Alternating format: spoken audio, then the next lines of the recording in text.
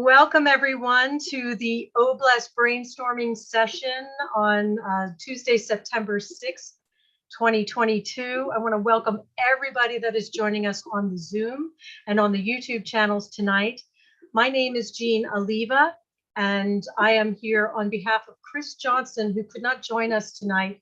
He is experiencing some health challenges, so we ask for everyone for your prayers and your good thoughts for his total well-being so that he can get back in the saddle again and join us once more.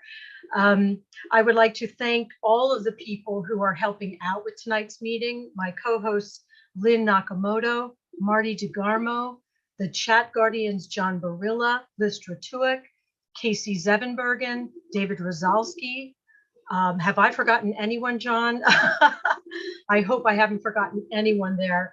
We couldn't do it without you, so thank you so much.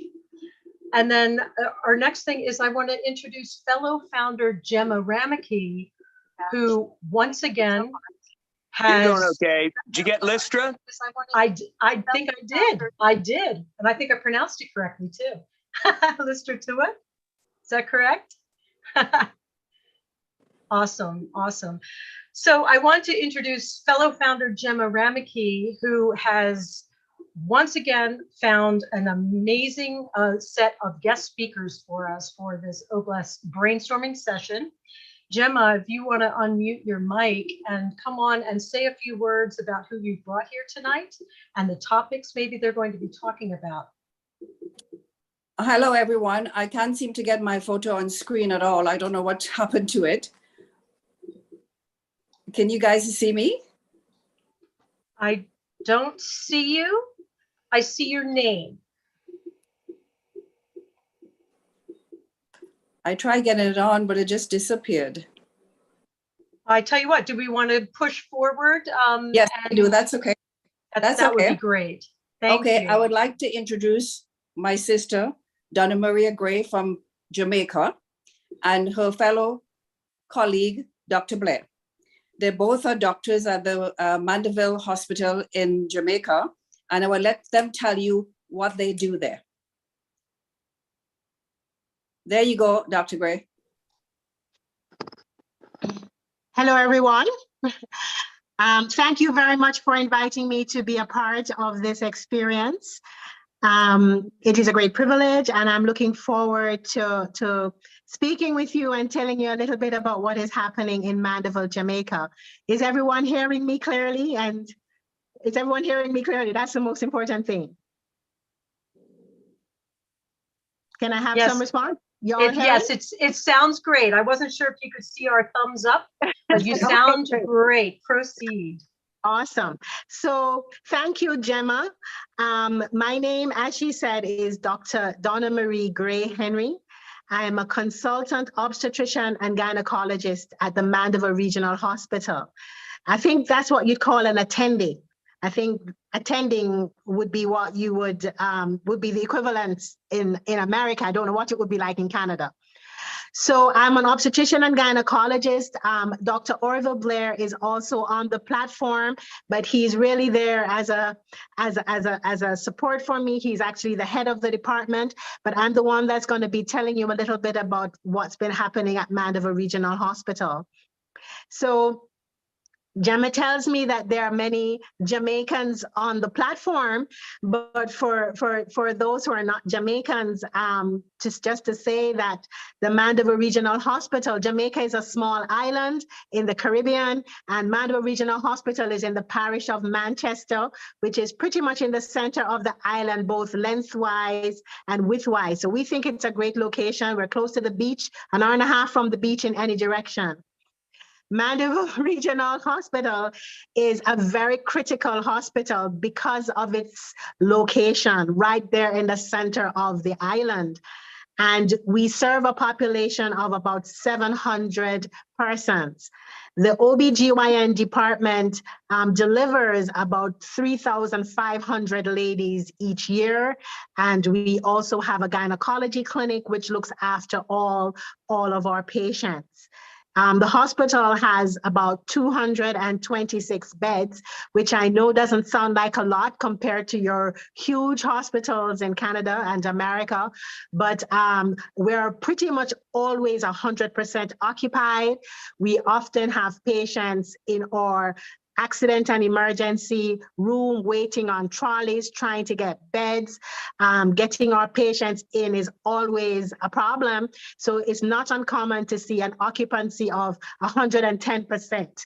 I mean, we've had, pregnant ladies sitting on chairs because we're so full. But I wanted to tell you about some of the projects that we're working on. We are always wanting to offer our patients better and better care. Even though we are in a resource-challenged environment, we want to give our patients the very best care that we can. And one of the projects that we have been working on is trying to establish a colposcopy unit. Now, a colposcopy unit is used to detect and treat cervical cancer. And we have in Jamaica quite a high risk of cervical cancer, a high rate of cervical cancer, and our cancers tend to affect young women and tend to be quite aggressive. The ideal way to detect cervical cancers is by doing pap smears. And then once you have an abnormal pap smear, the next step should be a colposcopy, which is like a microscope, and then a biopsy. Our problem is that we have the pap smear, but then we don't have the colposcopy and the biopsy. And so that hinders the way in which we can treat our ladies. We have for literally years. Before COVID, we've been trying to establish a colposcopy unit. We've been trying to buy the colposcope. We've been trying to buy the things that are needed, and we really just have not managed to be able to do so.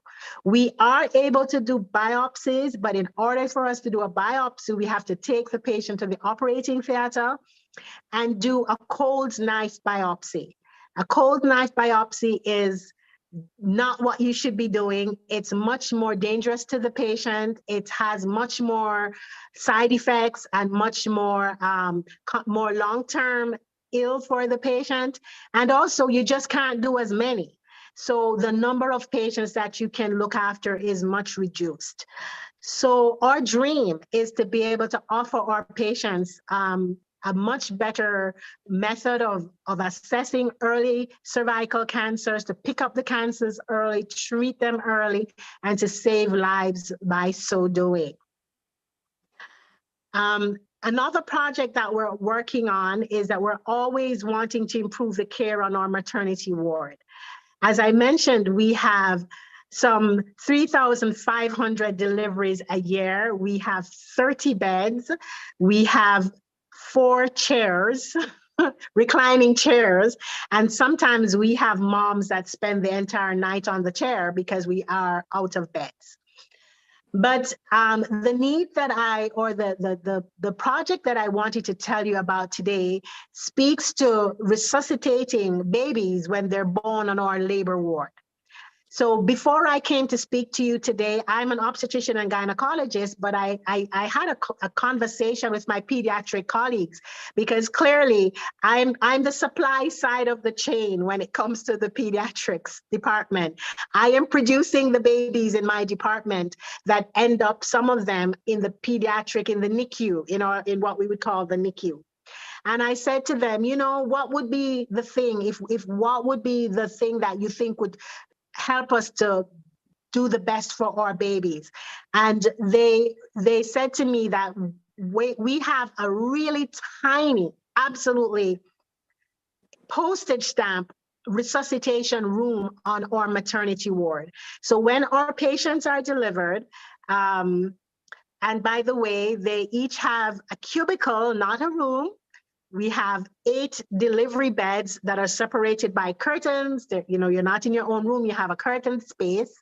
And then we have a tiny room where we resuscitate babies that need to be so resuscitated. So if the baby comes out happy and bouncing, you're good to go. But occasionally, you're going to have a baby that needs to be resuscitated, and that baby goes to our little resuscitation room. The equipment in that room is not up to scratch. We don't have a pediatric vital signs machine, something that can measure the blood pressure and the pulse rate and the oxygen saturation of the newborn babies.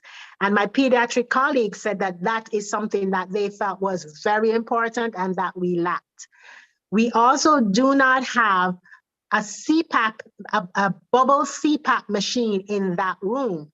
And what that is it's a very gentle, I'm going to call it quote unquote ventilator.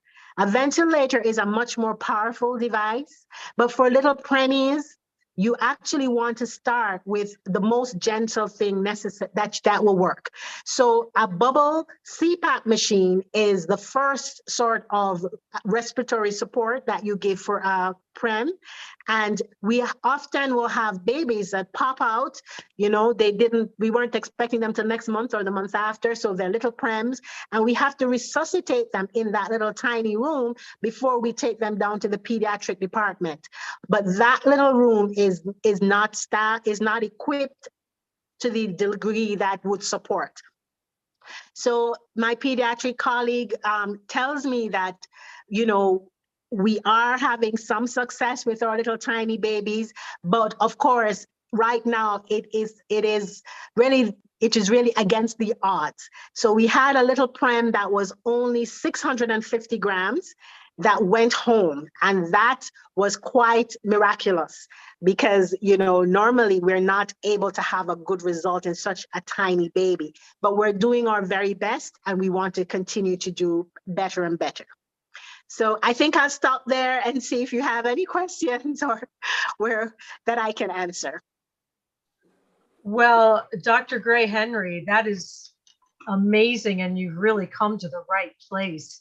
I don't know if Gemma has explained to you what the OBLES platform is going to be like, but it's going to be a completely free platform where you can put all of these projects on the platform, describe what's needed, and then you can have millions of people around the world supporting it. And I do have a couple questions just initially to ask you, if that's okay. Certainly. Yeah, in the projects that you've mentioned, the colposcopy unit, Yes. the bubble CPAP machine, and the vital signs machine, I think those were three specific things that you mentioned needing beyond larger rooms, more beds. Yes. Have you started to put a number on how much money you might need to get those things? So I have numbers for the colposcopy machine, because we've been working on that, like I said, for many a year. And our most recent estimate that comes from a supplier in Jamaica is 14,000 US. Now, yes, that we actually have a an invoice in hand, and that would provide us with the colposcopy machine itself, as well as the other things you need, like a smoke evacuator and all the other safety equipment and all the other little bits and pieces that you need to actually effect the service. Because one of the challenges we have is that sometimes you have the machine, but then you don't have the various attachments that you need, and so you still can't look after the patient. So that quotation of $14,000 included some amount of startup equipment, like at least enough that you could get going. Oops, am I unmuted? Well, I think I can speak for everyone here and say that that is very doable. That is a very doable number. Wow. When we move forward, well, if you imagine, it's the power of numbers, right? OBLES is a crowdfunding platform. So like I said, we are starting with over 1 million founders. If everyone gave $1, that's $1 million. Now, there are many projects, so it's not like, it's just, but if you have, all you need to do is get the word out and present all of these wonderful details. I would start to, maybe start to draft up something where you have all the specific needs, renewable things, like if it needs extra, pads or fluids or something. I don't know these machines, but you would want to list all that out so people have a really clear idea of what they're contributing to and why they're contributing to it. Yes. And these are what, I mean, this is just wonderful because and I think we're so excited because we will be able to do this. Now, I don't want to take up all the time. So I'm wondering, Gemma, did you have any questions, or anybody else that's on the panel here? If you want to raise your hand, if you have a question for Dr. Gray Henry.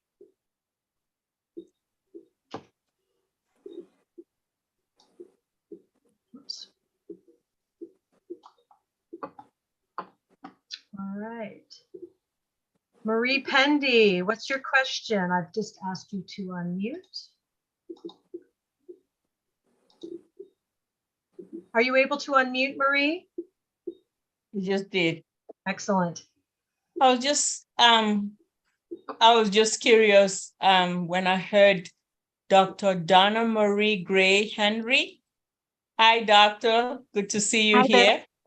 I was just curious hearing when you presented the colposcopy, that you were building the colposcopy unit, and you quoted a $14,000 estimate. When you say you're building a colposcopy unit, is it like how many stations would you have in your colposcopy unit? Would you be able to, like, say if you had a GYN or OBGYN, like 3 of them came, they wanted to treat 3 patients.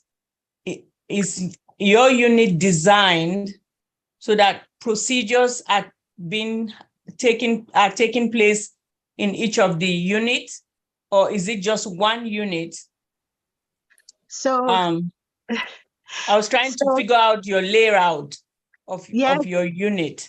Thank you so much for that question, because for us, it would be just so amazing just to have one room for our patients, because remember, at the moment we have none. So for us, $14,000 is just one station. It's just one room.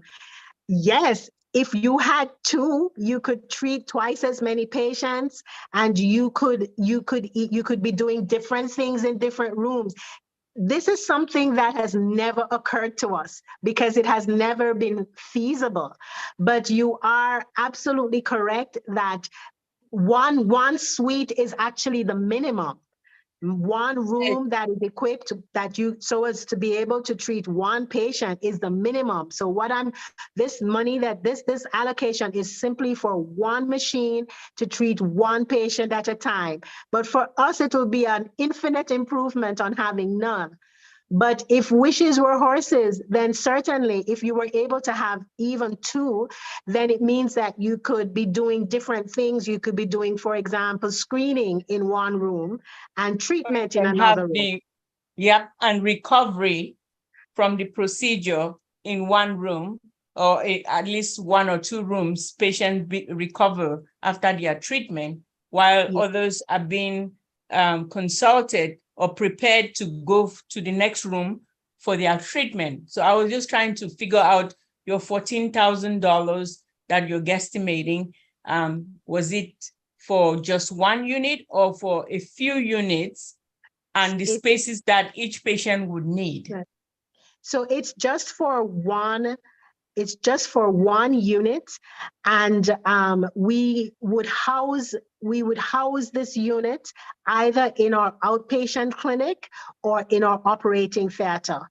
So we would utilize our operating theater as a day procedure unit in this situation, or we have in the past explored putting it in our outpatient department.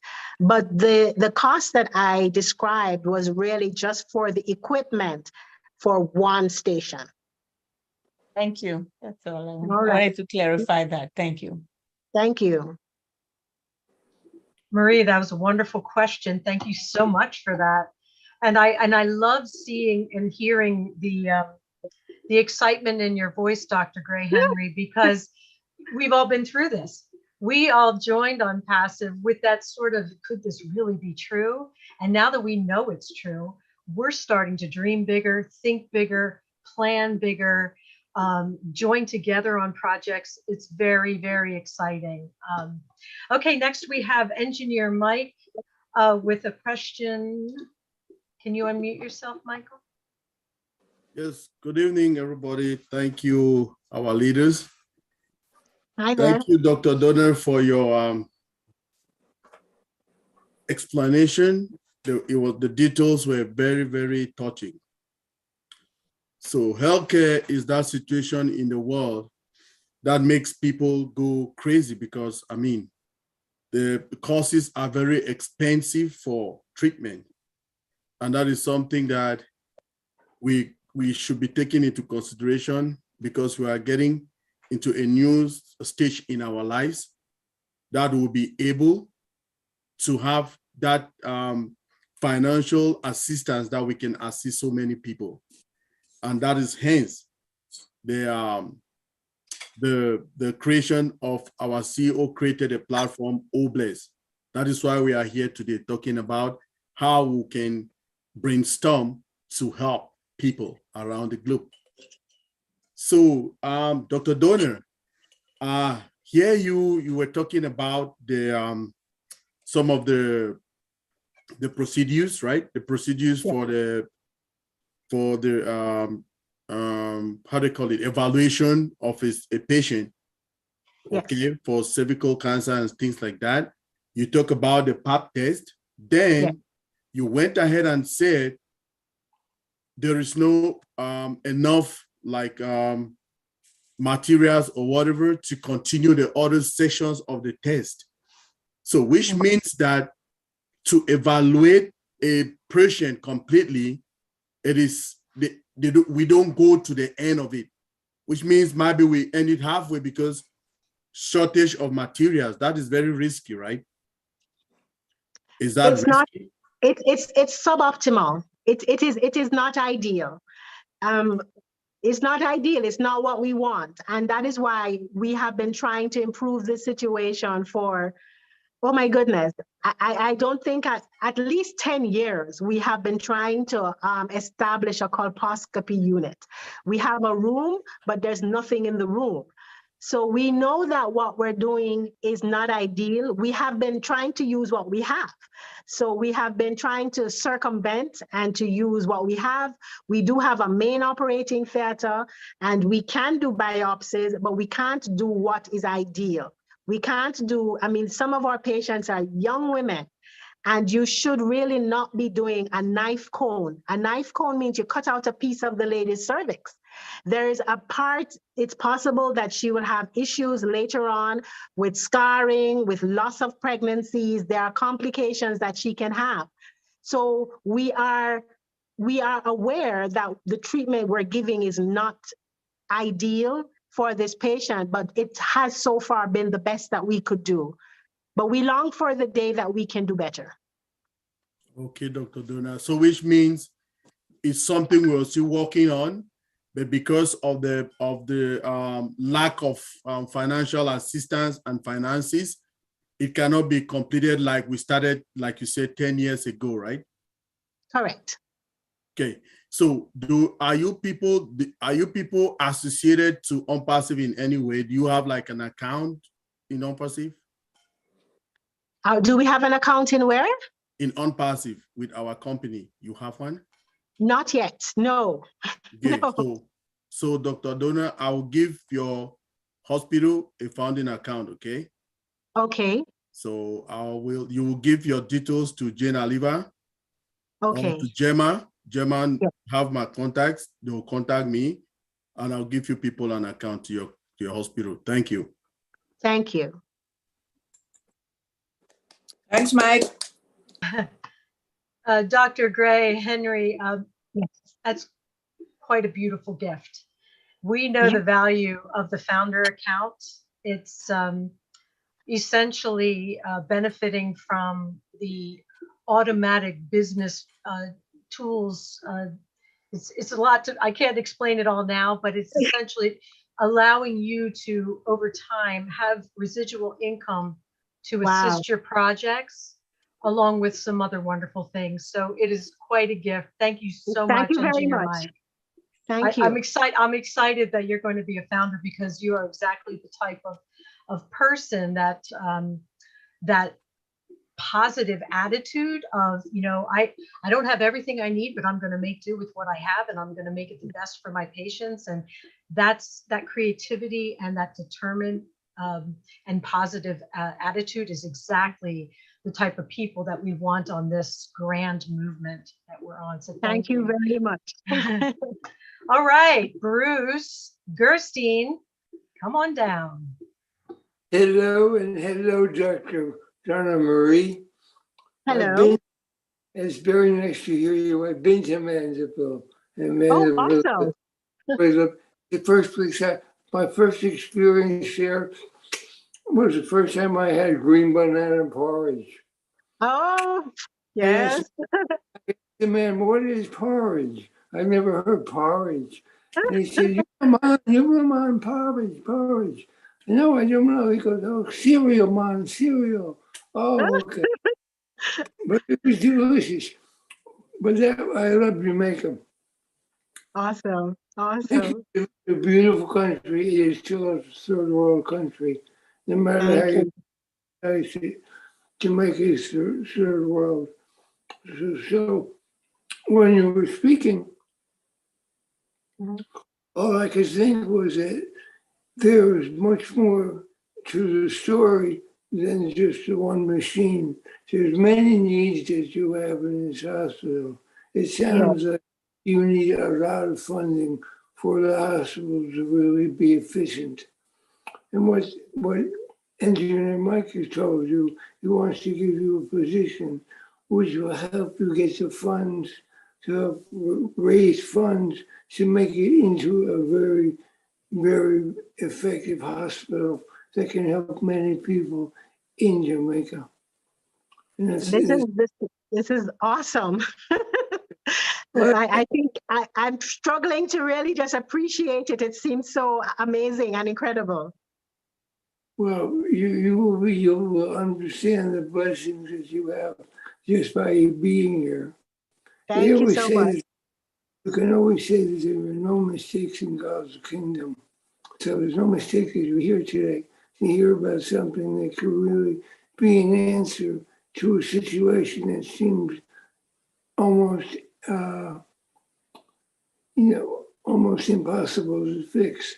But it's not, because with us, our CEO, Ashma Farah, says, think bigger, dream bigger. I always say, the dreams are free, so dream as big as you want. Oh, bless That's you. amazing. I always say that too, that dreams are free. They are. So now you have a blessing put upon you. And so when you accept this gift, you're going to find that the whole world opens up to everything that your heart wants to do in terms of helping people there. And I bless you, and I think you're a very powerful woman. You're very clear on your desire to help. And I really commend you on all that you are trying to do. Thank you so much. Thank Thank you so much. Thank you so much. I'm excited. I'm excited to see what can happen. I'm excited for you. We're all excited for you.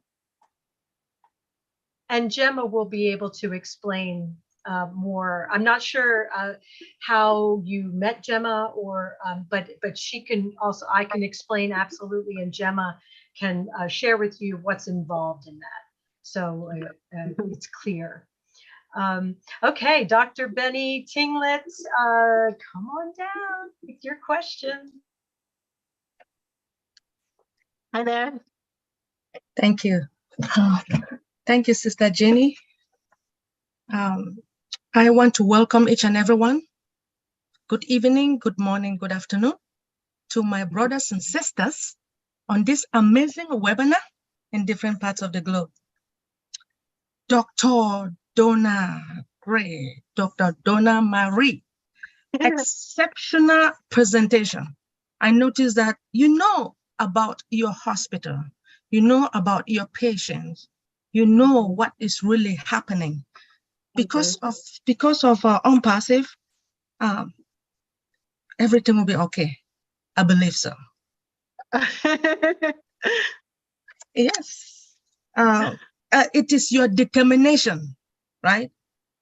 You're determined to do everything to help your patients, to help each and everyone. Because we all know that health is very important. Everything is important. But if you cannot take care of yourself, it's not good at all. I noticed you stated a lot of things. You presented a lot of stuff. I was so amazed, or should I say, I felt sorry about what is really happening, especially when patient comes in and some of them are just sitting and there's no space. Yes. So, yes, it is, if I may ask, what is the potential to upgrade the facility, the surface, the staffs, and the rest? So the gentleman before says that dream big, and I am a dreamer, and we are dreamers. We do have, one of the things that we are blessed with is that the hospital is on a large campus. In other words, we have land, we have space. So we do have space for expansion. Right adjacent to the maternity ward, there is space for expansion. I mentioned that our ladies in the delivery room do not have rooms for themselves. They labor on a bed separated by a curtain, and they are not able to have a husband or partner with them because there's no privacy. So you could not have 8 gentlemen in the space because in an emergency, the curtains are all over the place and there's just not enough privacy. And one of the things that we are aware is that women labor better if they have support. They labor better if they have their partner, their chosen birth partner. They actually have less pain, need less cesarean sections, need less pain relief. But we have just not been able to offer them not even the comfort of their husband because we don't have enough space. The situation is that you're in a cubicle with 4 laboring ladies divided by curtains. Wow. So a better solution would be to expand the labor ward, to have a few more beds, but also to expand the delivery area so that each patient would have a room.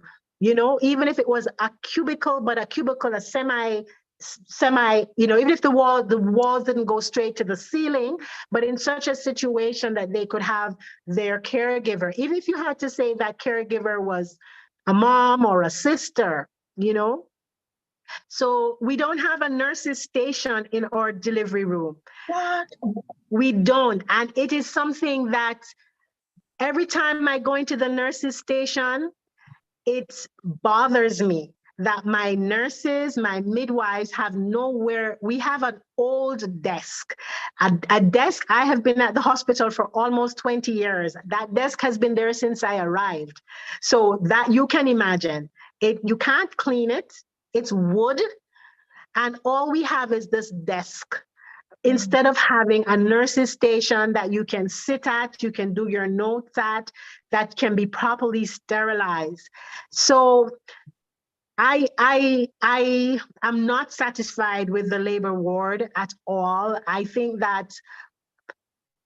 that we want our women to have dignity. We want our women to have privacy.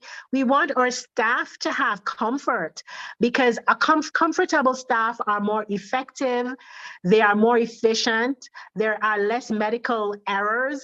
They will treat your patient better. They will speak to your patient better. So you don't have a tired, exhausted nurse because, you know, her situation is not comfortable either.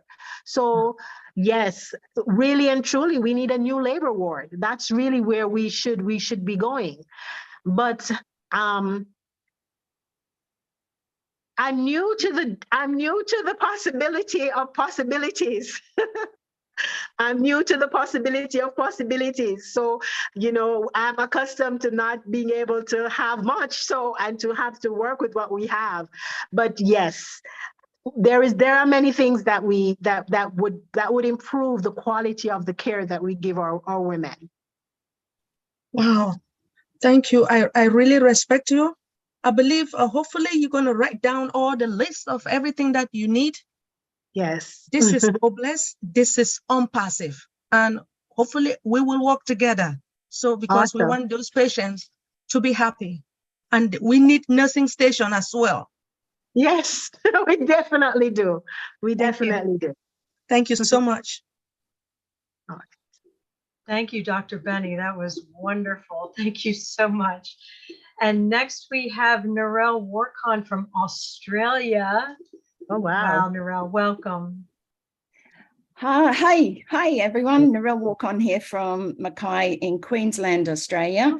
I want to say thank you, Gina Lever, for stepping up and helping Chris man the OBLESS platform, because it is very important that we continue talking about and sharing with others about their different projects all over the world. Dr. Donna Marie, thank you so much for sharing from your heart. I have a question, but I just want to say I have had very preemie babies. All of my three were very preemie, my first being only 27 weeks gestation. Weight of 900 grams 38 years ago. So it's very touch and go, and he needed very special care. He was ventilated for 9 weeks, collapsed lung, heart surgery, things like that. So I know the specialist field that you need. Here in Australia, we have it all available to us in a public system. Also, we have private available as well. But my question is around humidicribs and things like that, which is so important. You spoke of a little baby being born 600 grams and it eventually going home. At what stage was it agreed that the baby was big enough? Over here, the babies can be 5 pounds or have to be 5 pounds before they're able to go home. Was that mother sort of given the option to take the baby home? Was it big enough to take home? What sort of specialist care is around that? But I know that humidicribs are very, very expensive. Over here, I'm not quite sure what you have available there, but do you actually have humidicribs available there and the specialist care for those premature babies? So I'm not a pediatrician, so I'm not sure what I'm not sure what a humidicrib is. I'm wondering, is it an incubator? Is it? Yeah, like we call it a humidicrib here, but it's an incubator so that they're in a closed environment, like a hard plastic see-through where you can put your hands in. The nurses can do what they need to do to that baby if it's being fed through the nose, or whether they need oxygen. Oxygen is put into their heated because they can't retain their body heat. Understood. So we do have some incubators. We have a pediatric department, and we have what we call a special care baby unit. But we always need more. I know that, for example, we only have 2 ventilators. So there are times when you have a baby that needs a ventilator who cannot get a ventilator. There are times when you have babies that need to be in the incubator that cannot get an incubator. And for example, when we have a baby that's born on the maternity ward and we need to get that baby to the special care baby unit, we are the transport incubators. We just wrap up that little baby and run. We don't have a good portable incubator to take the baby in. So yes, we do have a special care baby unit, and yes, we do have incubators, but we are always short, and it's always a hustle. you know, can you get this baby on? Do we need to take that one off to put this baby on? And the baby that went home, I think that baby was just over 1,000 grams when the baby went home. I think that baby was still pretty small. Yeah, I think that baby was still pretty very small. small. And again, you know, obviously the emotional side, you know, like it's quite traumatic to actually have a baby way earlier than full term, you know. Yes. So I know 38 years ago, I didn't get a lot of you know, like counseling or anything like that. It may have been available. I'm not saying it wasn't, but it wasn't offered to me as such. And I know that I helped many because my son was in hospital for 4 months before I got to bring him home. But, you know, that side of things as well is we're talking about the cervical cancer. It's very traumatic. Having a premature baby is very traumatic. Having a baby full stop is a little bit traumatic. But, you know, having those extra special care is really important, but it's the follow-up or it's the counseling around that trauma so that they don't go on. So do you also have, you know, those readily available counselors? I'm asking this, I know I'm very naive into what you have there in your country, but yes, it's just questions around because I know the situation of the trauma involved with those things. So do you have, you know, professional counselors or anything like that to help these ladies? So thank you for the question, because it's a very pertinent question. We don't have enough. We tend to rely on our pediatricians and our nurses. We are always short of nurses. Our nurses are revered, and we have our nurses leave is the short answer. I mean, our nurses go to the States, they go to Canada, they go all over the world. They're very prized, they're very well remunerated, much more so than we can remunerate them. So a constant distress is that we never have the quota of nurses that we're supposed to have. If you're supposed to have 6, you have 5 or 4 or 3 or 2 people call in. There people are doing double shifts. So even although we train lots of nurses, they leave at a really alarming rate. And we rely on these very same nurses. So for example, if I have a patient who I anticipate to deliver prematurely or has a malformation, a prenatal issue that I know will translate to a neonatal issue, I'll call the pediatric department and I say, please come and have a talk with this mommy. And if they can come, they will come. But if they're short-staffed and if they're under pressure and if they're busy with 30 babies and not enough staff, they will often say, Doc, I'm sorry, we can't come. You guys gonna have to just talk to that mommy, you know? So I think, yeah, sorry. We certainly don't have, to the best of my knowledge, counselors whose sole job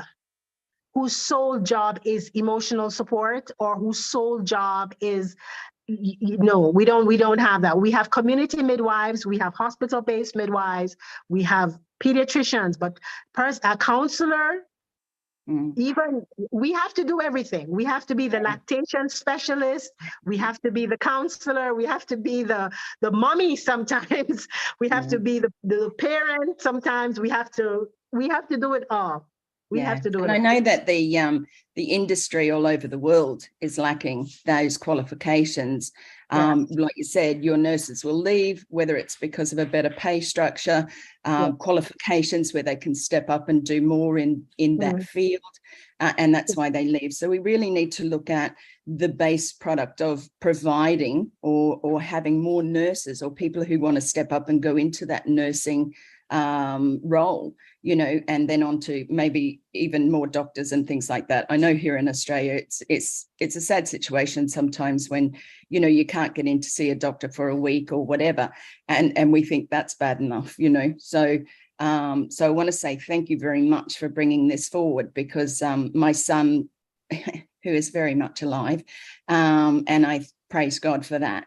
However, he needed a lot of specialist care, you know, so he had always wanted to donate a humidity crib or incubator, as you said, you know, to here in Australia, you know, but over here they're about $1 million.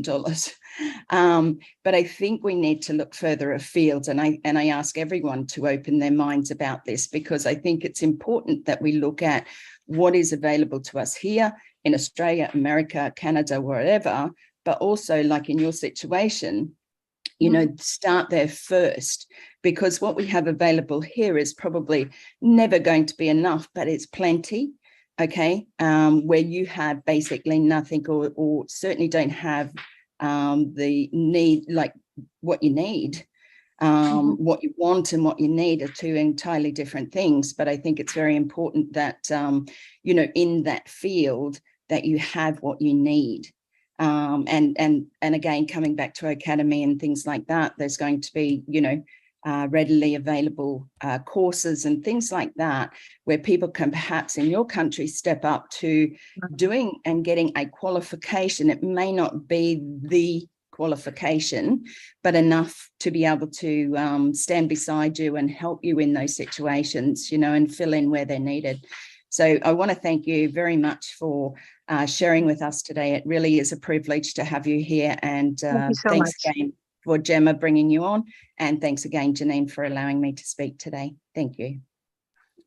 Narelle, those are fantastic points. I'm so glad you brought up Academy, because what a perfect use of Academy to train people into these roles that your staff is going to need, doctor. So that's a wonderful thing. And also, doctor, if you were maybe starting to think about a hierarchy of need, you know, that you could draft up as you're doing your notes, you know, saying this is absolutely critical, this is also critical, this is a nice to have, and on. And I think that would really help people get motivated, you know, to really go for those critical ones and take care of those needs. All right, we have Richard Lamott from Canada. Richard, come on down and talk to us. There we go. I love all you beautiful men, women, and children of the world from the bottom of my heart. Oh, my, Dr. Donna. I want to just grab you, give you a big hug and a big kiss right now. I'm involved with Dr. Okan Umana. We've got the road built. We've got the property. We're clearing the property right now. Wow. It's in Africa. I don't know exactly where, but we're building a hospital for there's 20 villages all around that will be able to come into our hospital because of all the women losing their lives and their babies because they're pregnant and all that. And it's going to be called ONPASSIVE, Save the Women and Children of the World. Wow. Now, Engineer Mike, a big hug and a big kiss to you too. You just got them a position. Well, that position should help pay for some of the equipment. Now, Lynn Nakamoto, you have some pending positions.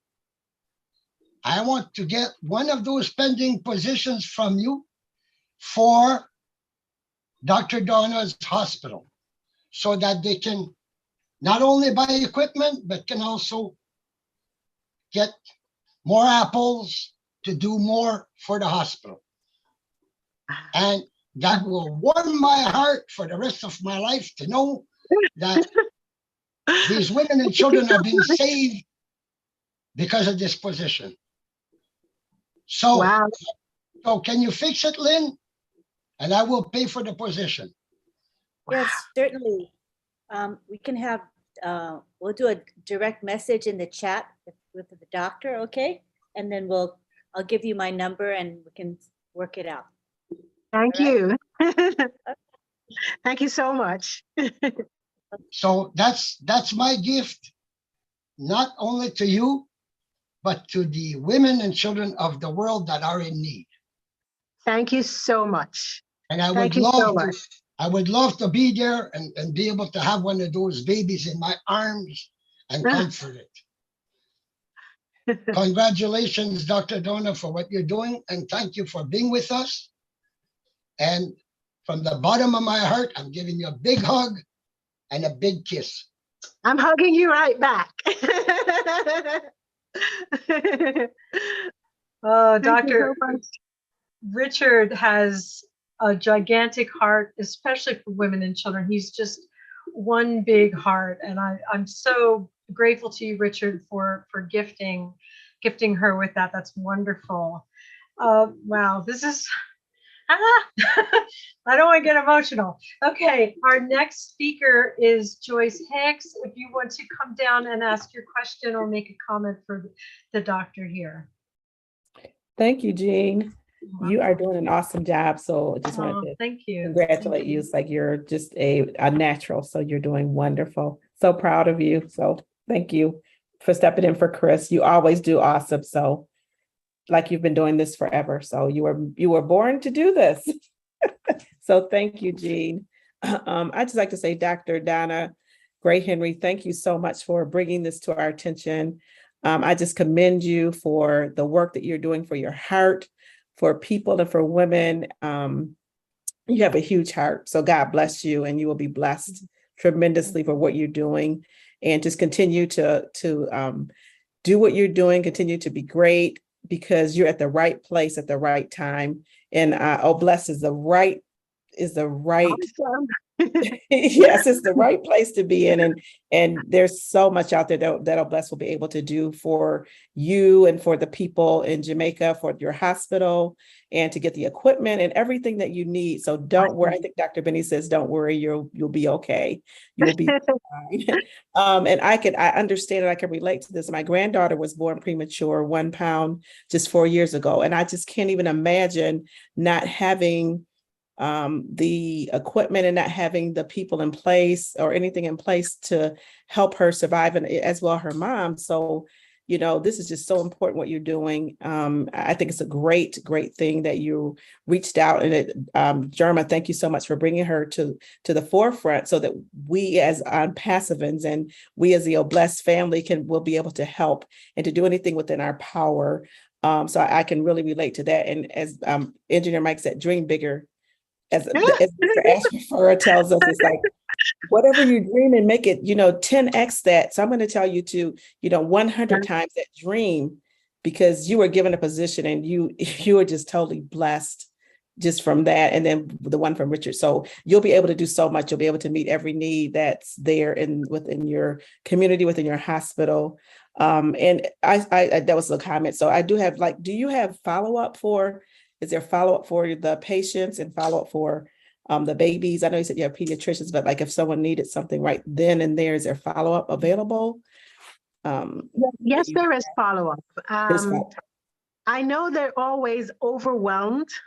Mm-hmm. I see them, I see outside the pediatric department, if you pass, there's a bench and you see a little row of mommies with some little teeny tiny babies. So I know that they're all brought up, and our pediatrics department are amazing. I mean, it's a tiny department and they work really, really, really hard. So yes, there is follow-up. I know there's always more needed. I know that they're always exhausted. And I always feel a little guilty because I feel like obstetrics and gynecology, we're the supply, and we're kind of always, we look after the mommies, and then the babies pop out, and then we just hand them to the pediatricians and expect them to work their magic. So yes, there is follow-up. I'm sure that they would always want more in terms of manpower, but yes, there is follow-up. I'm not sure about things like therapies, because preemies sometimes have issues like, they need physical therapy and speech therapy and that sort of thing. I'm a little less sure about whether that sort of support is as robust as it should be. Because I do recall having a patient that I remembered so well because she was so young. She was such a young woman, 19, almost to me like a child. And she herself had this little one that was premature and had cerebral palsy. And, you know, talking with the family and explaining just how much it took to look after this child that had motor dysfunction and was hearing impaired and was vision impaired. I remember thinking to myself how her life had changed just because she, you know, she had a baby and she now couldn't work because she had to full-time care for the baby, for the toddler who was now a toddler, but not sitting up and not walking. So yes, I would imagine that there is need for greater support, but it would not be true to say that there is no support. There is support, but I'm sure that there are areas that could be improved. Okay, thank you. That's so important. So thank you for answering that question. And You're I just want to say, I think Narelle said that counseling and therapy is so important, especially with the women that suffer from postpartum depression. And I can imagine just so many other things that go on after the trauma of, you know, having a premature child. So if there's anything, I'm a therapist and a counselor and I deal with mental health. If there's anything that I can do, I know within, you know, countries, there's limits that you can do with licensing and different things like that. But if there's anything I can do, I'd be glad to help you, you know, to reach out for sure. And also for that support system for physical therapy and different things like that, that is lacking. I have a position. I would also like to offer that position for people that's in need of physical therapy, have children with traumas or having different needs, you know, some disabilities. I would love to do that for your hospital and for you guys. So, thank you so much. Really appreciate you. And my heart is just really goes out for you. You are a godsend, a special person that is blessed to do this. So thank you again so much, Dr. Donna. Thank you so much. Thank you, Joyce. And Doctor, we recognize in you that you are the real deal. And when people see someone who is genuinely giving of themselves, they want to give. They want to give to help. They want to help that. So you're seeing examples of that here. Thank you so much, Joyce, for that wonderful gift. Dr. Benny, since you've spoken once already, would you mind if we go with Nadu first? All right, Nadu, am I saying your name correctly? I hope so. Yes, you did, Shan. We always play around that. Thank you very much to give me this opportunity to talk to our dearest Dr. Gray Henry. I just love your attitude, your positive energy will take you far than you think, because you don't even know what is ONPASSIVE, what Engineer Mike gave you, but you took it and you are holding like it's an egg in your hand. I want to tell you, he gave you a golden egg. Oh, golden I believe egg. It. Yeah. And then the way you accept it, it makes other people give you more. If not, our brother for Canada will not come in. Our sister Joyce will not come in. Sister Benny will not come. So keep that and show what you show us, and you will reinvent the top and be at the extreme top the way you want to do it. Thank you so much. You're welcome. I want to come to the counsel part. In the US, we have some of the difficulties too. And there are some companies, instead to have big machines, are doing the small one, like color guards. They will send you a kit to your house. Yes. You use it, you send it without going through all those protocols, and you have the results. Do you ever think about having something like that? to detect cancer. Because cancer is something, they will check your breast, they will check this part, but it's still in, unless it's over your blood, and then we will find it at once.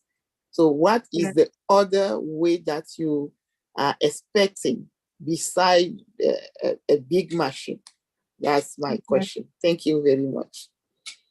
Excellent question. Excellent point, because cancer prevention is multifaceted. Cancer prevention and treatment is multifaceted. So in Jamaica, we have education campaigns because we know that we have a high risk of cervical cancer.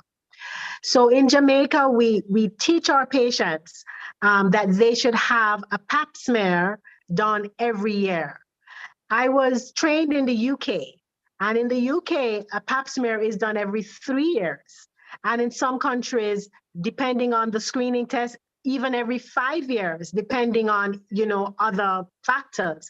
But in Jamaica, we ask our ladies to have a pap smear every year. And the reason we do this is because we know that the risk of cervical cancer is high. We know that ladies sometimes may forget. They may not have the money to do the pap smear. So if you tell them to do it every 3 years, they may do it every 2 years. And at least you have a better chance of picking it up than if you tell patients every 3 years, then they'll forget for 5 years. When it comes to breast cancer, we teach our patients about self-examination. And we teach our patients that they should self-examine the breast, that most breast cancers are discovered by the patient herself. And so we place a lot of emphasis on education.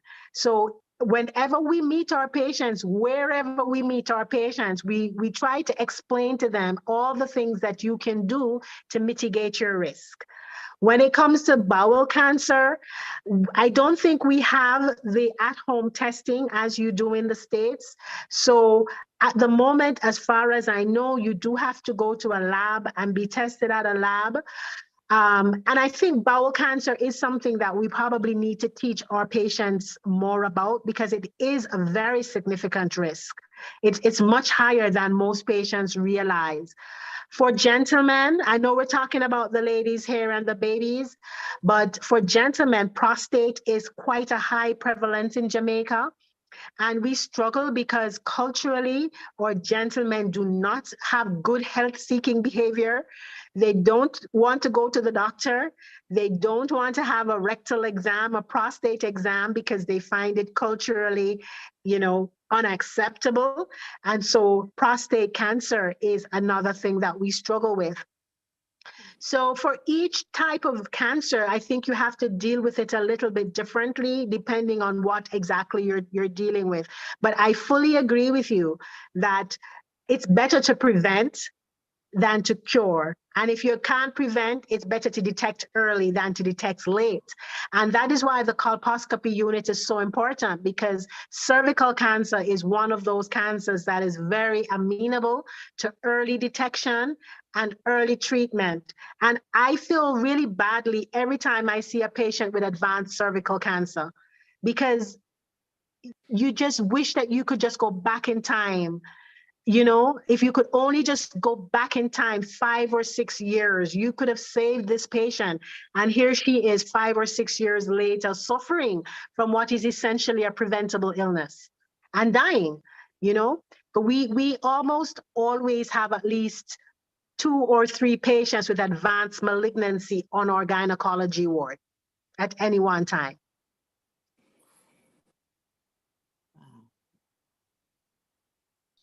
Anyway, thanks a lot. Thanks for everything that you are doing. Thank you very much. Thank you, Nadu. Next, You're I'd like to welcome. call. I'd like to call Tina Go. We're going to try get everybody that has not asked a question first, and then we'll go back to Dr. Benny and Bruce, if that's all right. Good morning, good afternoon, good evening, everyone from the ONPASSIVE family. I love you all. My name is Tina J. Go, and I am your friend. I always forget to say this, but I'm trying to be composed here today. I came in a little late, and I didn't know exactly what it is that was wanting, but hearing going on afterwards, I thank you, Dr. Donna Marie Gray Henry, for being here and reaching out to us. You have come to the only place that could bear any fruits for what the cause that you have. I love you, and I must say, I'm coming out here after all the people that with the greatest gigantic heart, like Jean was saying, that I can't say much more, but I wish to confirm what Narelle had said earlier with regards to emotional therapy. I'm a life coach, I'm certified life coach, but I always tell my people that I'm a life learner. And because of all the experiences that we have in life, I started out with a young marriage, hopeful of being a mother of many children, because I come from a nine sibling families. And so I wanted that for myself as well. But as God Almighty has it, it didn't come true. But my resilience and what you have with the resilience in your course is the same. I'm blessed with 2 beautiful adult children right now, but I had 6 failed pregnancies and with stillborns and with so that emotional therapy for a mother who's having a child and being sick or cancer stricken, and it's so important, and especially so if she has lost a baby at birth. And that's where I come in, being a life learner.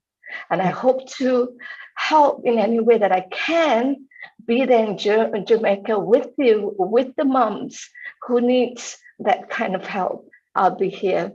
And also at the same time, I wish to thank Gemma Remeke. Thank you for bringing her on here. And I too have been buying pending founders to give to people. And I would love that, Lynn, you give me another one, please, to give to Dr. Donna Marie. Thank you so much. That's all. I can't say much, but I know that I'm here. God has sent me here to listen to your cause and to reach out my little hands to you. Amen. Thank you so much. Thank you so much. I love you all. Thank you. Wow, Tina. That really touched me. Thank you so much for coming on here and sharing that. I know, don't get me started. Okay, we're going to quickly move on to Listra. Can you unmute yourself and share some words or comment or question for the doctor, please? Hello, everyone again. Hello. Dr. Gray, I am Gemma's sister. Oh, nice to meet you. Nice to meet you. I have a question. In the event that there's a crisis, because you said that the birthing room is usually a drawn curtain there, right? And they have to have that baby right there. In the event of a crisis with the mother or the baby, and you or whoever's in charge reaches out for help and there's no one to come, as you said, of shortage and so on, what happens? Like, I can't wrap my head around that. What happens in an event like that? So we have to use what we have. We have to use what we have. We have to always focus on what we have. So in an emergency, we have to use the staff that we have, and we have to use the facilities that we have. honestly, privacy is a luxury sometimes we cannot afford.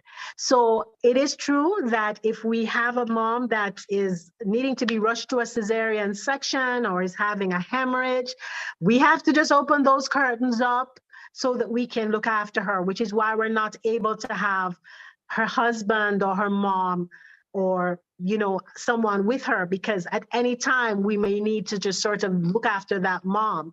And the staff that we have, they just all have to work. Even if it's a question that we're severely understaffed. I mean, we've had days where we're supposed to have 6 or 7 midwives and we only have 4 or we only have 3. We can't focus on that. We can't say in a crisis we should have more. That's not the time. At the time, we just have to focus on preserving that mom's life. We have to do everything we can for that mom, that baby at that time. So to be honest, you just go into action mode at that time. You don't have time to think. You just have to try to do everything you have to do to get what you need done. Right, right. Oh, I find that incredible. And I have to commend you. I mean, your attitude is just incredible. You're there and you can talk about this and you still, you have that drive, you have that love, you have that, you can smile. So yeah, you're doing great. Congratulations. Congratulations. And we're here. We're all here to help. And things will look better. It will get better. And you will be so blown away. You will be. Well, I promise you. I believe it. promise you. Thank you. Wonderful. Thank you so much, Listra. Okay, back to Dr. Benny. And I do want to say, if we could hold off after Bruce, no more hands for right now, because we do have a second speaker tonight and we want to give him a chance to speak and have some comments from his discussion. So Dr. Benny, if you could unmute and share your thoughts. Thank you. Thank you. Just short and sweet question. Short. Thank you. Dr. Gray Marie. Yes. First of all, I love your smile, just like mine. Yes. I know that because of the way you talk and your hard work, I know that you do pray all the time before you go to the hospital, right? Because our God is with you. Yes, taking care of those patients. You mentioned something about machines or equipment. One thing to get the machine or the equipment, but do you have professionals to do the job? If so, what about the fundings? What about funding for professionals? Yes, please, to do the job, to take care, let me say if you have the machines to take care of the children, like the cervical cancer and the rest, do you really have the professionals to do the job and the funding? So that is a difficult question to answer, and I'll explain why. For example, in our obstetric departments, we have got consultants, we have got attendings like myself who are trained in colposcopy and who are able, Dr. Blair, who has been listening in on the conversation, he hasn't said much, but my colleague, Dr. Blair, we are trained in the use of the colposcopy and in able to use it to diagnose and to treat. So I would say that, yes, we do have specialists, for example, for the colposcopy unit. As I explained, we struggle with our nursing cadre. And specialist nurses, for example, nurses to work in the operating theater. There have been days when we've gone to the operating theater and the doctors are there and you can't do the case because the operating theater nurse, you have no operating theater nurse, or you have no recovery room nurse. This is not uncommon for us. Or you start late because the nurse that was on duty the night before and she has to get a break because she's doing 2 shifts back to back. So in terms of manpower, we have a greater challenge with nursing staff, I would say, than with even medical staff, because, you know, our nursing staff migrate and they leave. So in terms, I think that the challenge for us would be specialist nurses, midwives, counselors, paramedics is more of a problem even than doctors. My hospital does not have an oncologist, which is a cancer care specialist. Even though we look after patients with cancer, we look after patients with cervical cancer, we look after patients with uterine cancer, but we do not have a cancer specialist. There are cancer specialists in Kingston, which is an hour and a half away, but it's a cumbersome system to have a patient on a bed, and then you have to put them in an ambulance to send them to Kingston to a clinic or something. So one of the things that we look forward to is to having a cancer specialist, a gynecology cancer specialist in our hospital. I'm not quite sure how the training mechanisms for that would go, but this is one of the things that we think would improve the quality of care, you know, if we had such a person. There's certain operations, certain surgeries that really need to be done, not just by a general gynecologist like myself, but a gynecology oncologist, who for them, all they do is cancer care. And we look forward to perhaps having that one day at Mandeville. By the grace of God, you will have it. Absolutely. Amen. Thank you so much for coming. We really appreciate you. Thank you. Thank you. Thank you, Dr. Benny. And now, Bruce, would you share your words with us before we switch to our next speaker? Okay, Sister Donna Marie. I call you sister rather than doctor. That's true. What all the things you've said, you've resonated so much with the hearts of people here. Look at what they've done. Now, I want you to think about this for a minute. I told you before, think big. You just talked about many things that you need. Yes. But we were becoming a founder. There are now just under 1.5 million founders in the world. Many of them will be test for what you need in Jamaica. And even if only 25% of them give even $1 to your cause, you could have many machines. You could hire the best staff that you need. But the big thing for me to suggest that you do is have a wish list and think big and think of everything you need, because everything, one of the slogans in ONPASSIVE is uplifting humanity. And we want to uplift your spirit in Jamaica. How are we going to do it?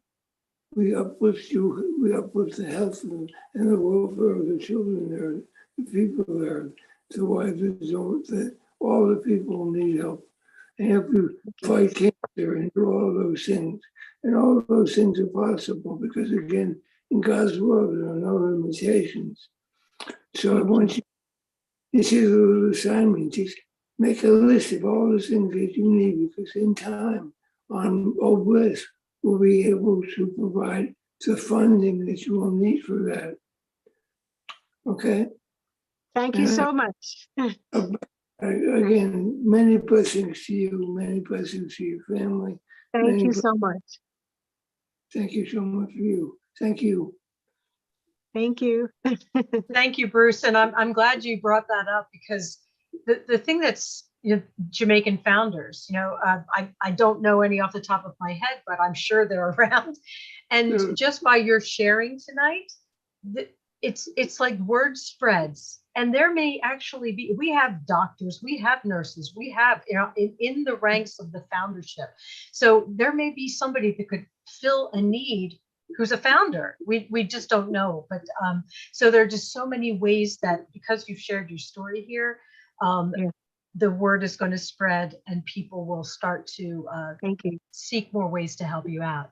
All right, I would love to have our other guest, Dr. Orville Blair, if he wanted to raise his hand and share a few words with us in tandem with Dr. Gray Henry. or on his own. I'm not sure exactly what he was going to share specifically, or just to add on to what you've already said. Dr. Blair, are you here? I see that you're here, but I'm not sure if you're here. So he is here, but I think he wanted me to do the speaking on his behalf. Dr. Blair is the head of department in obstetrics and gynecology at Mandeville Regional Hospital. So I know he would have listened with fascination and excitement like myself to everything that was said. I want to thank you all so much for the invitation. It was lovely to come and to tell you about our hospital and about our patients and about our babies and about our ladies.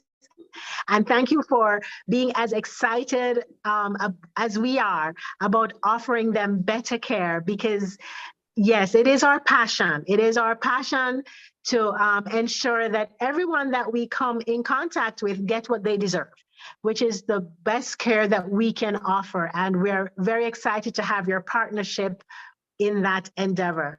Thank you so much, Gemma, for giving me this opportunity and for linking us up like this. It's extremely exciting, and I can't wait to see what's going to happen and to be able to update you all and to tell you, what we have been able to create together. May I say something, Jeannie? Absolutely. We have a half an hour left in our regularly scheduled meeting, so we could have more people raise their hands and have comments. But absolutely, Gemma, please, I would love to know more about how you met the doctor. Well, to be honest, she is related to my husband. And I met her wonderful. And I met in Jamaica years ago, and we don't keep in touch as much as we should. But the last time, 2019, I had a little too many lollipops and I fell down the stairs. I sprained my ankle and had to come home with a boot.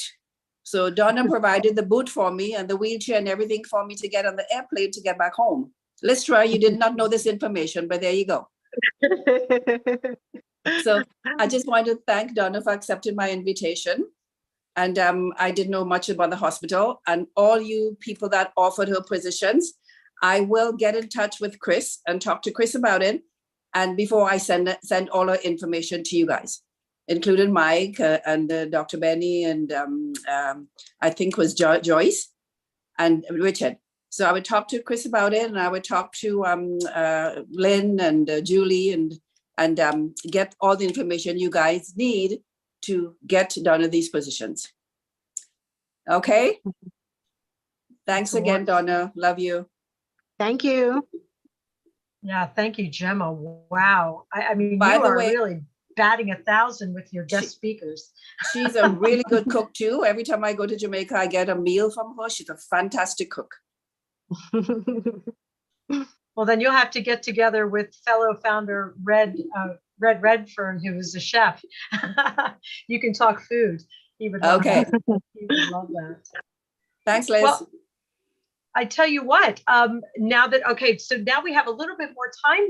If we'd like to discuss more, if people have more comments about some ideas they have for the doctor or anything on this kind of a topic, you can go ahead and raise your hands.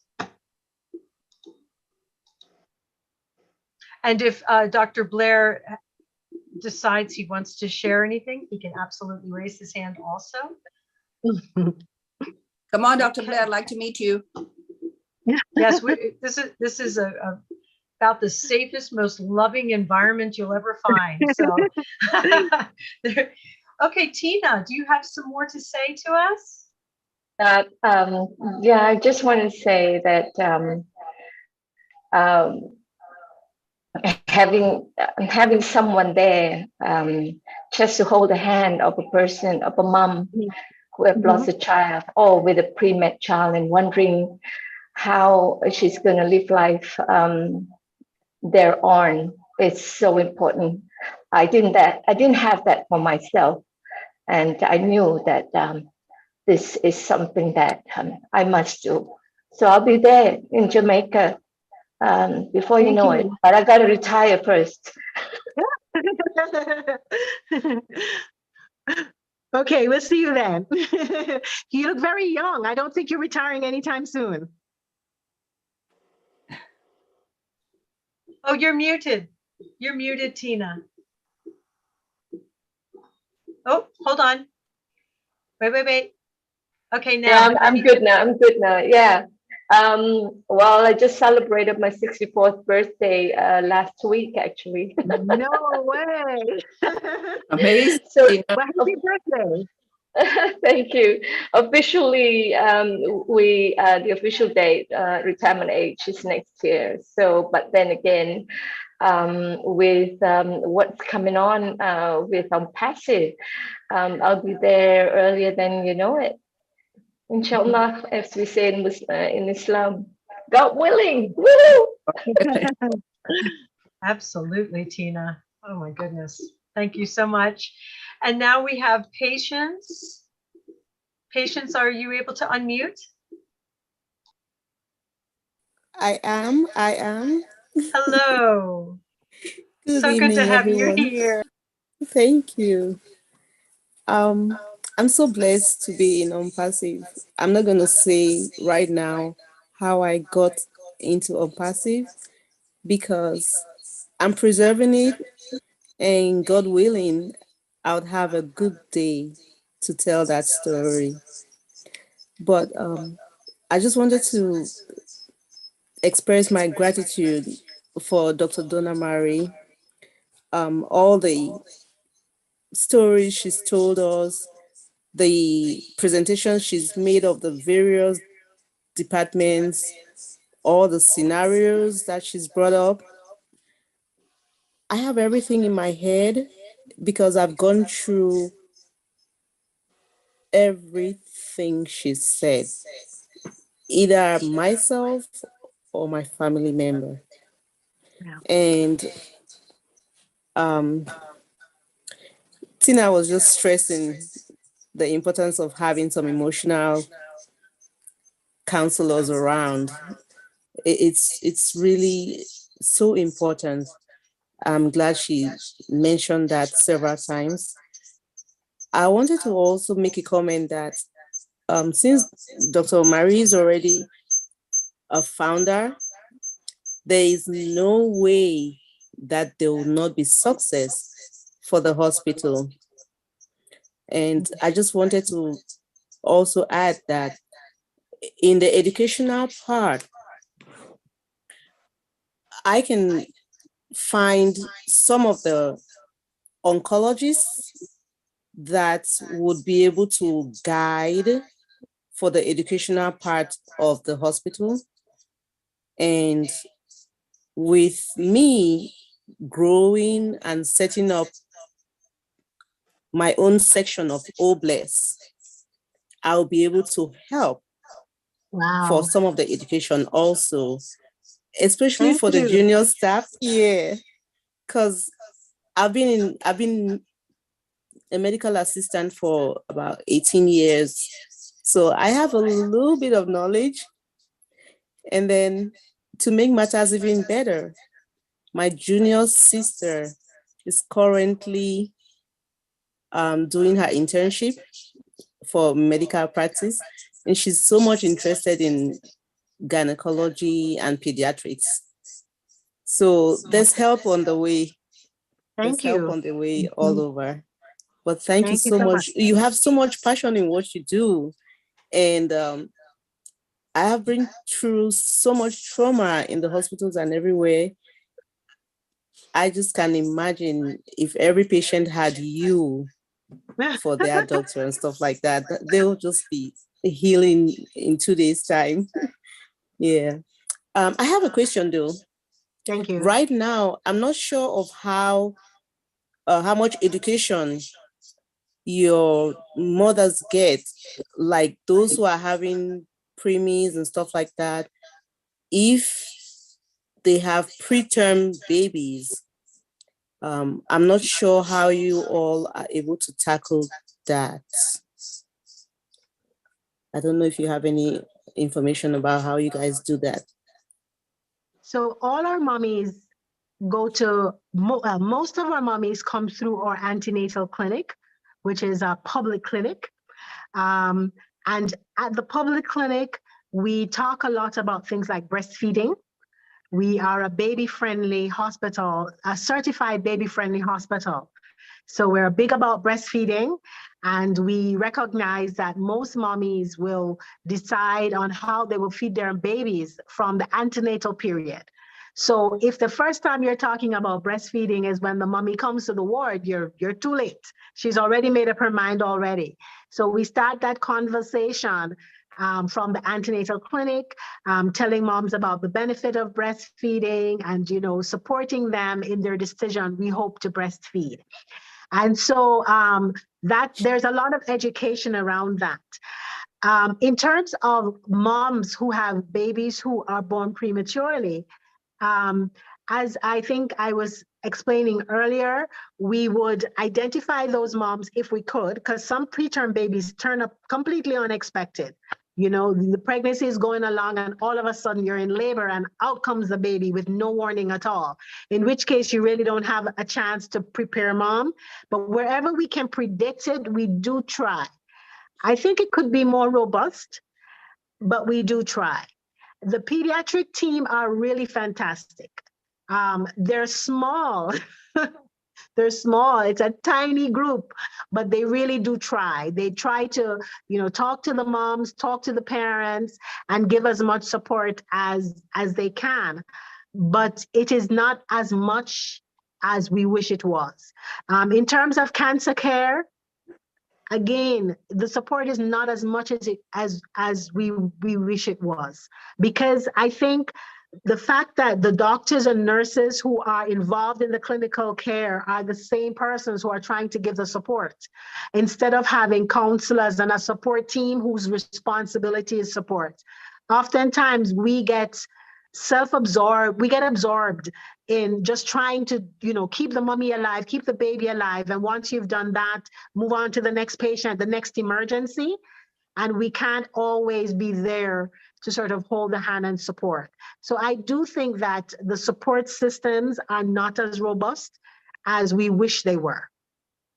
You know, if you do have a loss, my colleague who was explaining about her, the fact that she had experienced stillbirth, a stillbirth is an extremely painful thing to go through.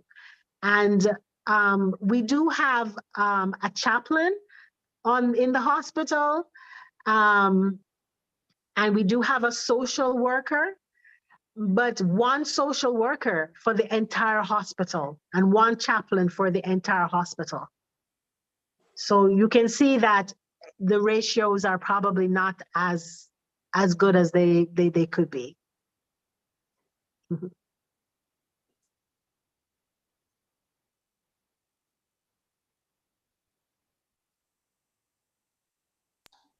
You're muted, Patience. Can you unmute yourself?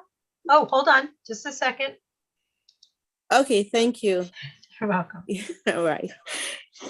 Well, thank you so much for that explanation. I just wanted to assure you that I'm certain you already got some founding positions which are going to be enormous help. But when it comes down to the hands-on, when time comes, I'll also be there to help with all staff. I have got good experience, several years of experience also in human resources. So I'll be there to give a hand. Thank you so much. Thank you so much, because you need to get more staff, of course, and the resources will be there. So it's nothing to talk about anymore. Yeah, thank you, Patience. You're welcome. Thank you. May I say something again? Absolutely. Thank you. Donna Marie does not know anything about ONPASSIVE, really, besides I asked her to come on this. So I've got to explain to her how it works. Okay, so after I do that, I will get the information that you guys need from her. It wouldn't be fair to give you guys the information and she doesn't know anything at all. I mean, I know all of you can explain to her, but I prefer to do it myself if you guys don't mind. No, thank you. Absolutely, yes. Anybody who has offered to gift the doctor tonight, please connect directly with Gemma. before taking any action. So she can do as she just explained. So thank you so much. Thank for that. you. All right, do we have any more raised hands, any more comments for our guest speakers tonight?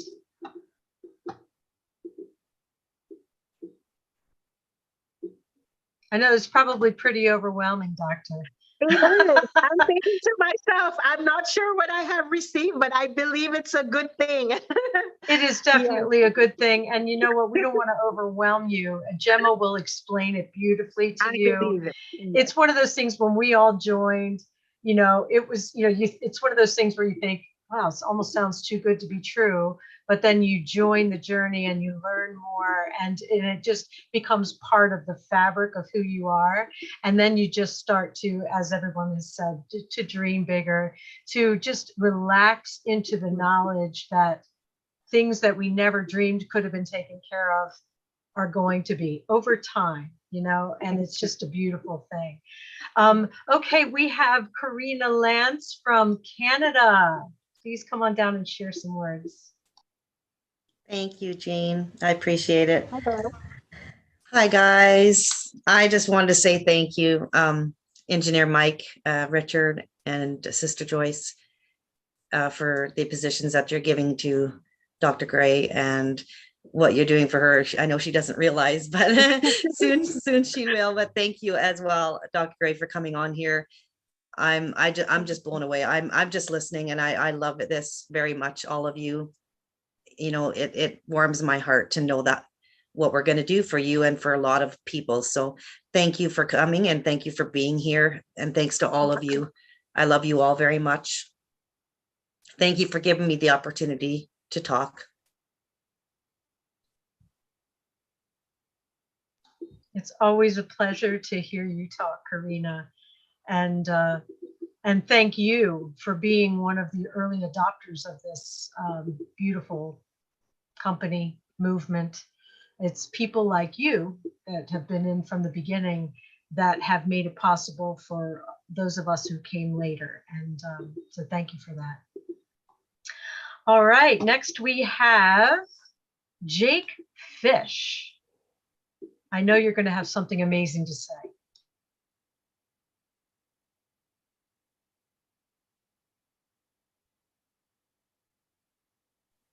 Hello, everybody. Okay, there's a company named Ventana Roche, and they developed a instrument called a symphony. And what they do is they can stain up to 600 slides a day with no cross-contamination. Wow. And they have a, yeah, it's really good. And they have a reagent, you know, they nicknamed Blue Goo, which goes in and phosphorizes at the cellular level. If there's any cancer present, it phosphorizes. So the oncologists love this machine. Wow. Now, Okay. this instrument came out probably a few years ago, and there may have been some advances, but this is something where, you know, someone, you know, can have zero cross-contamination. Wow. So if you're treating someone for cancer, because, you know, the old method was dip and dunk, and there could be a cell from someone else that has cancer in it, but it migrates over to the other cells, and they start treating someone for cancer, and they die, but they didn't have cancer. But this instrument has zero cross-contamination. Wow. That's And fascinating. one of the things, you know, when you're screening for cancer is the weight and the worry. Yeah. But this instrument can determine whether someone has cancer within an hour, within an hour's time. Wow. And it's called the Symphony. And it's from Ventana Roche. No, Ventana Roche, I'm sorry. And they're based out of Yes. I was just going to say, if you would, after you're done speaking, if you could type that into the chat so we get the correct spelling of what you're talking about, that would be Thank you. fantastic. Sure, no problem. It's they're based out of Arizona, Aurora Valley, and that's like the the medical industry is in Aurora Valley in Arizona. And that Thank way you you can determine what kind of cancer it is, how to treat it, and so much, doctor. Thank you so much. Thank you so much for telling me about that. I'll certainly research it some more. Yes, thank you so much, because I did not know about that. Yes, no trouble. I was going to be an engineer for the company, and I interviewed for, I was going to be in Colorado, and I interviewed for Los Angeles, and Los Angeles is very expensive, and I would be house poor. So, and they actually canceled the program as far as being, as far as on-site engineers. So we could go out and work on the symphony before it would break. And you can also remotely, with the symphony, you can remotely do tech support with the instrument. So that's a cool thing. Fascinating, fascinating. But I'll type it into the, not a problem, doctor. Thank you. I'm just wondering about, I'm just wondering about, DNA therapy. I mean, if we can come up with a super gene that can go in and, identify cancer cells and zap them. Is that possible? It's not, as far as I know, it's not currently possible. But the thing about cancer therapy is that it is rapidly evolving. And historically, chemotherapy was basically toxic. What you would do was give the patient a toxin that would kill the cancer cells, but would cause terrible anemia, the white cell counts it would hit the bone marrow, the hairs falls off, the lashes fall off, the nails fall off. You're literally giving this patient poison to try to save their lives. But it's absolutely fascinating to watch the evolution of oncology and more specific surgical strikes that are able to tag cancer cells and go after particular cells. So I think it's just a fascinating time to watch for the evolution of cancer care. Unfortunately, a lot of the newer cancer drugs are extremely expensive and therefore prohibitive.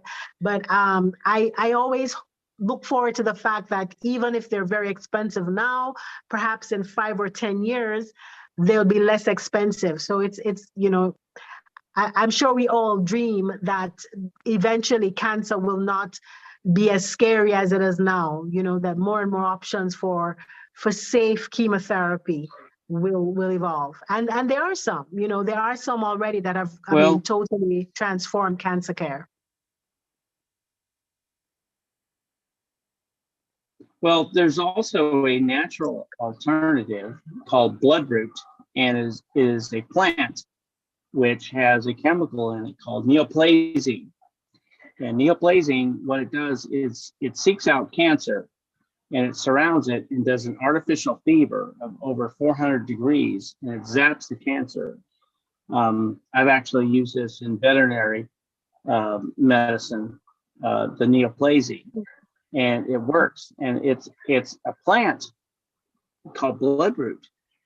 Wow. And the problem is the FDA, can't make money off of something that's grown naturally.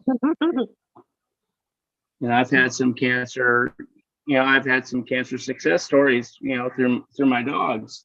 who have had cancer. And the veterinarian, she gave them bloodroot and it killed the cancer. Wow. And it's something natural, and it didn't have any adverse side effects like chemotherapy, like the hair, the hair falling off and so on and so forth, and the kidneys and the liver. Yes. And that's another thing, that we can look in is do natural therapies. Absolutely. Yeah, I absolutely agree. And I mean, the world is our oyster as far as developing things going forward, because all of the inventors and creative, medical staff, it will be able to fund research. We'll be able to explore these remedies, and we won't be suppressed in any way. We'll have the freedom to do it. And that's just a whole other side benefit of ONPASSIVE. Okay, we have one more question and comment. Thank you so much, Jake. That was amazing as always. One more comment from Joyce. Not a problem. Anytime I can contribute. Thank you. And then we're going to wrap it up after Joyce. Thank everybody for coming. Joyce, would you like to unmute and share some last thoughts? Yes, I would just like to say, Dr. Gray, as you were talking about the expenses of cancer, I totally agree. I have a family member, actually, my husband had cancer, and his treatment was like $10,000 per month per treatment. So it's very expensive. So being in the United States being expensive, and I know it's very difficult in Jamaica or other countries as well. And as Jeannie was saying, like with all the research going forward, and Jake was saying, there are things that are being developed, and you were saying that it's moving so rapidly, but with ONPASSIVE and OBLEST, we'll be able to do that, like to help to do all this research and hopefully one day alleviate cancer and find a cure for it. And I know a lot of the things that's out there, doctors can't, the insurance companies can't make money. So of course, they don't promote it. So I just like to say that, yes, definitely with everything that's going on, we'll be able to help in so many ways to help patients with treatment. So I experienced that firsthand. The expense is very, very expensive, $10,000 a month. But he's a survivor. So, God blessed him and healed him. So, just so thankful for that, and my faith is just, my faith is just over the top, because I believe that God is a healer. And I know with the patients that you have, I believe that can happen as well too. So again, thank you so much. Thank you, Jean, Lynn, everyone, for the supporting my sister and friend, Jean. You did a wonderful job. Thank you again. Just love you guys to pieces, and just look forward to meeting everyone, and so look forward to having you as a founder as well, Dr. Gray Henry. Thank you. Thank you. Thank you, Joyce. All right, well, we have a few minutes left. We're going to wrap up. I would love to once again thank the doctors for joining us today. Thank you, Gemma, for bringing our wonderful guest speakers tonight. Thank you to all the co-hosts, Lynn Nakamoto, Marty DeGarmo, John Barilla, Bruce Gerstein, Listra Tuak, Casey Zevenbergen. Have I forgotten anyone? I hope I haven't. Thank you all for making this possible. Thank you to everyone, watching the chats, even that aren't chat guardians, to make sure that everything out on YouTube has been, positive and accurate. And we could not do this without you. I hope everyone got something out of tonight's discussion. It was absolutely amazing. We've just got so many ideas about how we can help this hospital in Jamaica. And Dr. Gray Henry, did you have any final words for us? Yes, certainly. So thank you so much for accommodating me on this amazing platform. It is true that I don't think I fully understand the scope of what it is that you're trying to do and that you're going to accomplish. But I'm looking at the banner across that's behind you, and it says lifting up of humanity across the globe. And I'm looking on the chat and I'm seeing 113 participants. Well, I guess subtracting myself and Dr. Blair, that's still 111. And I'm realizing that this is over 100 persons who are interested in lifting up humanity across the globe. So I really want to thank you for the invitation and thank you for thinking of collaborating in this amazing way. I really do believe that anything is possible by the power of faith and community, and that there are many needs, but that we are strong, and that if we come together, we can make a difference. So thank you so much for the invitation. I've enjoyed spending my evening with you. Absolutely. Thank you so much. And it wasn't just the 100 you see here. It was live streamed across 20 YouTube channels. And the recording of this will be shared in our back office. So potentially over 1 million people could see this video. And it's very exciting. And I know it's going to inspire everyone who watches it. So thank you so much again. And Lynn, did you have any words for us as we close up? Well, I wanted to thank you for hosting. You did a really good job. You know, you're just like, as everyone says, you're natural. You're able to bring out people when they speak, get them to speak a little bit more. So it's just, that's a gift that you have. So I'm glad that we've discovered you and that you're willing, you know, you have the heart to help other webinars. So thank you so much for what you do. It's really special. Thank you, Jean. Thank you so much, Lynn. It's an honor and a privilege, and I wouldn't have been able to do it without great examples of leaders like you and Milo and everybody else that has, and Chris Johnson, oh my goodness, and Red Redford and Marty DeGarmo, and everybody who has given just an exemplary example of being a leader, being patient, being I don't have enough words for the people. I'm blown away by the leaders in this company, and I know you all know what I'm talking about. I'm glad to step up on these occasions, but I really don't have the stamina to do what you do, Lynn. Oh my goodness. Well, I think we can wrap this up. Lynn, how does Chris usually do this at the end?